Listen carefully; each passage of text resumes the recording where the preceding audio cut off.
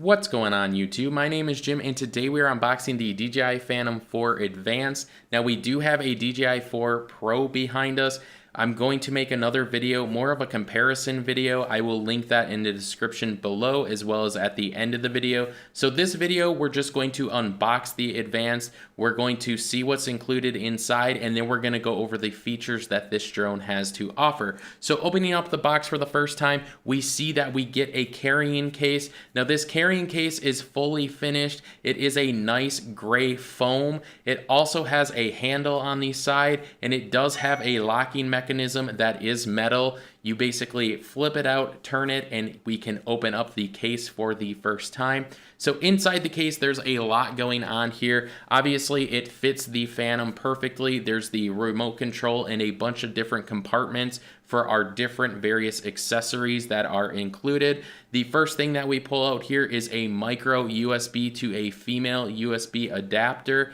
They also do include this little pouch, and this has all our propellers inside. So they do give us two sets, one for the drone and then a replacement set. They also do include the transmitter, which matches the actual drone. So it does have a nice glossy white on here. We do have the flip up display holder, so you guys can put your tablets or your phones in there, whether they be iOS or Android. They will definitely fit. And then we do have the drone itself, which is very nice. It has this nice gloss white on top and a magnesium body where the camera is actually being held. Inside the case, we still have a user guide and manual in here, so make sure you guys read that. There is also this little micro USB to USB for Android devices. Now, they do not include a lightning adapter at all. The last thing that we have is the charger inside. This is a nice white block charger. It's small. It's used to charge your remote control as well as the Phantom battery. And then we do have the wall plug for that actual charger. So this is what the carrying case looks like completely empty. Now, this is the first time DJI has actually provided us with a carrying case where we don't need to go out and purchase one ourselves. So guys, there's a little bit of prep work here. There is some things hanging off such as tags. There's also some decals. There's also a gimbal mount here and we want to remove that before we power it on. Now you will use this gimbal mount over and over again, so don't throw it out. It's basically how we transport our drone so our gimbal isn't moving, but before we power it on, we want to remove it because you always want your gimbal to be free so it can calibrate itself and not burn out the motors. The first time ever too, there's also this little piece behind there. Remove it. It's just a little foam piece to keep it for transporting, and then remove the decals from the top of the motors here. They're just warning stickers. We're going to take a quick look at the features of the Phantom 4 Advanced, starting with the actual motors and the propellers. So this is a quick release system. It's very nice and it's simple. You simply push down and you give it a twist. There is a spring mechanism on this actual propeller. Very nice. Again, push down, give it a twist, and it will go on. Now, they are color-coded. As you can see, there's a silver ring in this shot on the propeller. On this propeller, we have a black ring, and it's also indicated with some black dots on the motor, so you just want to match those up. Push down, give it a twist, and again, it will be securely fastened. In the front of our drone, we can see these two little black dots. These are our obstacle avoidance system. This is how we're going to avoid running into things. Now, the difference between the Advanced and the Pro version is the Pro version has a lot more of these all the way around the body of the actual drone. The camera is a 20 megapixel camera. It does do 4K at 60 frames a second. You can achieve higher frame rates at lower resolutions. Now we do have a 3-axis gimbal here. It is magnesium. It is housing the camera. Very nice system. Now make sure that there's nothing ever in the way of the system when you first start it up. Reason being is the camera needs to move and adjust itself. If there's anything in the way, the camera could become overcumbered and it will give you an actual warning through the application. Always make sure that the gimbal is free floating when you do start up the drone. Now I am showing you what this gimbal looks like when I'm moving it around. It is on. It does hold the camera very steady and in place. Now the camera does have a lens filter on there. It is clear. Always keep a lens filter on. You can always put a ND filter on. This is why it comes off. Many people like to put ND filters on. It helps cut down light when you're already at the lowest ISO sensitivity. Moving on to the side of the drone, there are two things we are currently looking at. We are looking at the micro SD card slot, and they do include a 16 gigabyte Panasonic micro SD card, so that is always nice. We also have a micro USB port on the side. This is used for firmware updates to the camera as well as the actual drone. Now the battery is in the back. This also has the on and off button for power of the drone. As you saw, I quickly pressed twice to turn it on. Now we do have a battery indicator light in the back here, which will tell us what our battery level is at visually. You guys can also check this out in the application. To shut it off, we simply press twice really quickly and the power of the drone will turn off. So the battery is very simple to take out of the drone. There's a clip on the top and bottom. You squeeze and you simply pull the battery out of the drone. So the battery is rated for 30 minutes of flight time. It just depends on how windy it is.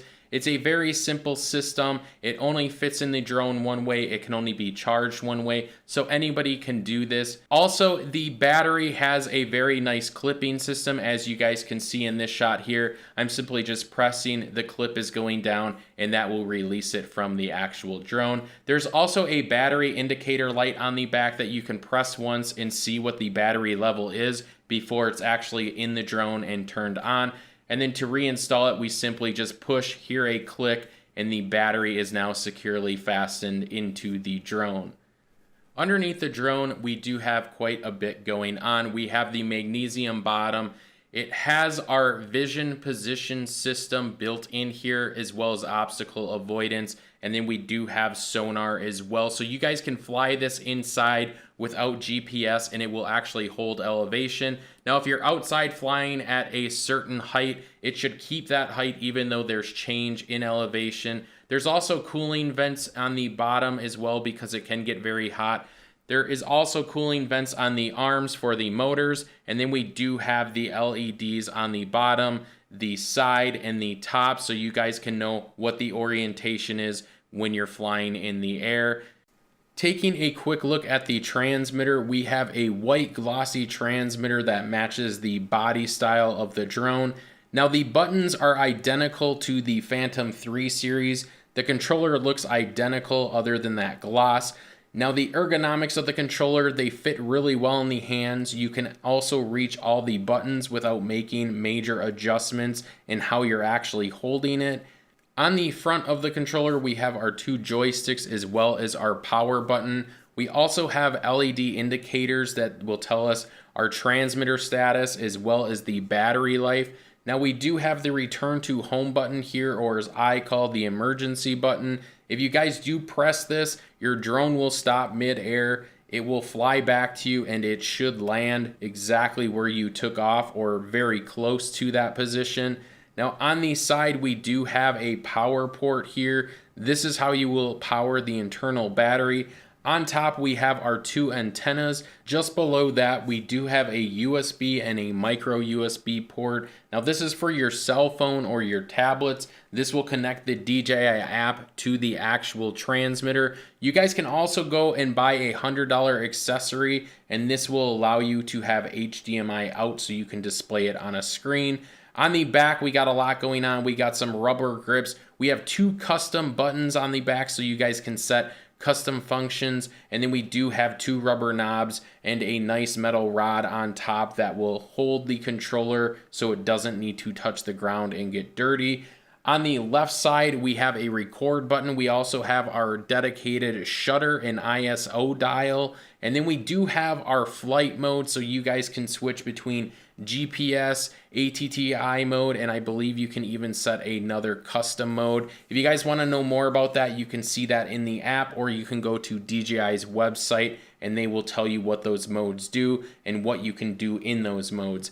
On the other side of the controller, on the top, we have a playback button, we have our camera shutter button, and then we do have our gimbal pitch up and down button so we can adjust the way our camera is facing.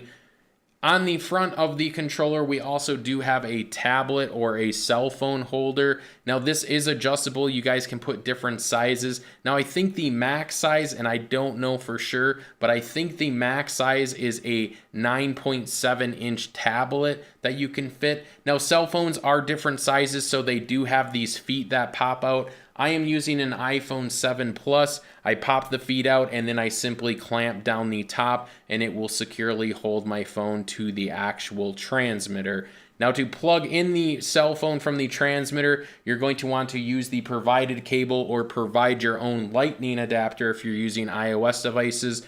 Plug it into the bottom of the phone and then plug it into the USB port, whether that be the big USB port or the micro USB port. And then always power on your transmitter before you power on your drone. So this has just been a quick look at the DJI Phantom 4 Advanced. Now you guys can pick these up at dollarhobbies.com as well as the accessories. In my next video, what I will link in the description below as well as the end of the video very soon, we will have the Advanced and the Pro and we'll do a comparison of those two drones. Thank you guys for watching. If you would, give us a thumbs up. If you're new here, please subscribe. We're growing our channel. We will be doing future videos. We will also be doing future giveaways. Now, this video was actually made because somebody in another video left a comment. They said they actually wanted to see an unboxing as well as a comparison. So we're actually going to make those videos. Now, we do read our comments every single day, so if there's something you guys want to see, such as a new RC car that's not out to the public, an installation video, a drone video, leave the comments below with what you guys want to see. That's what we're here for. We're here to gear this channel towards you. We want this to be a place where you guys can come and get all the information that you actually need.